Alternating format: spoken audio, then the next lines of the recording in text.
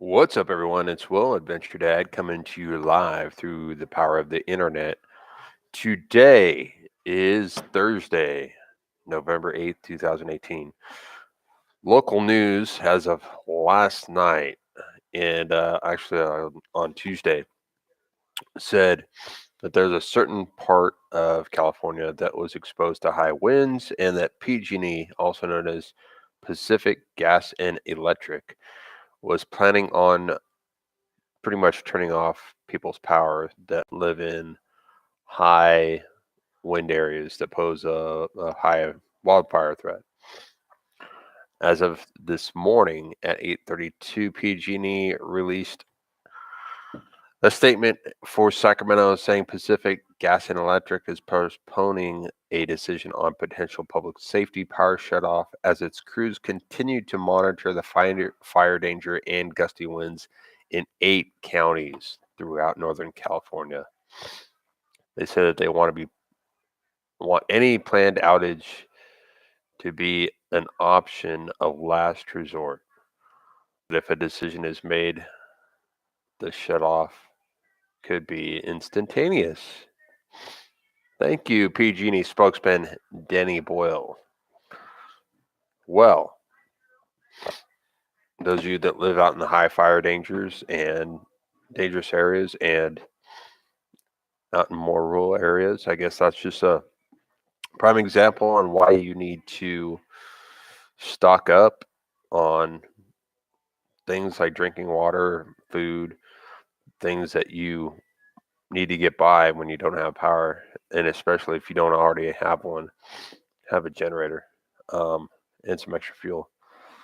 I'm still feeling under the weather, just getting over a cold, and it's windy out, but it's not super windy outside.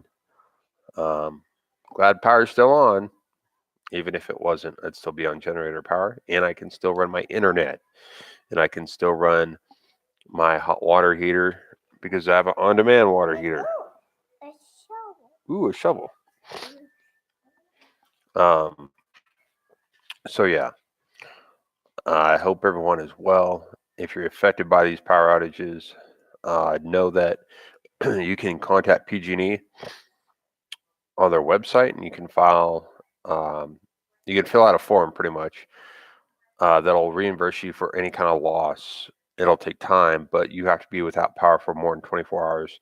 So if you went grocery shopping, you lost all your food because you didn't have a generator and you were without power for 24 hours or longer, they will, I don't know if they'll replace the entire cost of everything. I would hope so, but they're trying to be proactive in, reducing the risk of wildfires, and they're trying to give people as much as advance notice as possible.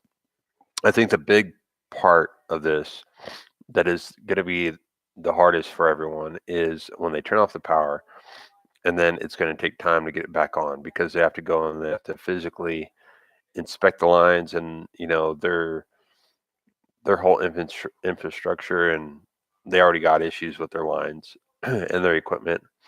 I mean, it's a lot of work, I'm sure, but they got to make sure that everything's squared away before they turn on the power because they don't want something to be faulty and then they have a bigger issue than what they already started with. So, but yeah, check them out. I'm sure if you're in the affected area, you already heard plenty of this all over the news, and uh, I guess it's their way of also keeping themselves from getting sued, you know. But yeah, prime example on why you should have at least 3 days worth of food and water stored. Even FEMA recommends that the average household should have 3 days worth of water and food stored for emergency purposes for 72 hours. So, all right, people are calling me. Well, take it easy. Have a good day.